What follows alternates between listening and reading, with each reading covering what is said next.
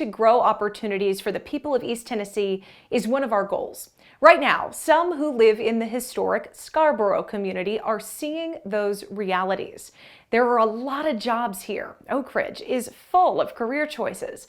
The team over at United Cleanup Oak Ridge, or UCOR, made sure those who live here knew about them.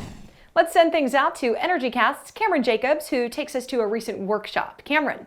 Hey, Summer, the Scarboro Community Center held a special event that's getting the word out about career and business opportunities to area residents. The workshop is raising awareness about exciting opportunities right in their backyard. UCOR is where I'm really gravitating to. I've got family that works out there. You know, I've got a lot of people that I know, contacts that work out there that say, you know, they've been doing it for decades and they love it. About 50 people gathered at the Scarboro Community Center in late August with hopes of landing new careers. Well, I was trying to open up opportunities for myself so I can see like what do I want to do in life, like what careers do I want, stuff like that.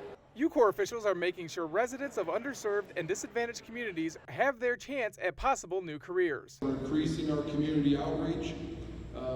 We're making an effort to focus our investment attentions in underserved and disadvantaged communities. We've established relationships with a number of communities that were depressed coal communities. They are some of the best workforce I have ever worked with in 35 years of my life. UCOR hosted the workshop and went a step further by bringing in other partners that could educate participants about resources available to them. Among them were the local businesses and the Tennessee Department of Workforce Development. This gives us an opportunity to come out in the community and to meet folks where they're at. In the past, we have been used to folks coming to us.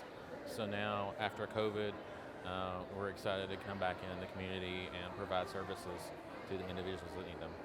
Really, the intent is for you to be able to go through here, gain information, make informed decisions on what career you want to follow, whether this is the start or reconnect or rebirth opportunity for you.